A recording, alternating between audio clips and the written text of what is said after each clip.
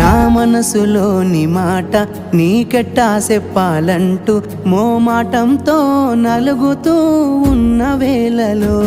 నీ సిగ్గు పాడుగాను సిన్నబోయి బోయి నేను చెప్పేసా దూరమైతావాని మనసులో మాట అమావాస్య సీకట్లోన సందమామలా తెచ్చావే నా బతుకుల దీపాల పండుగ ఓడి అలిసిన నా గుండెకు గెలుపంటే నువ్వేగా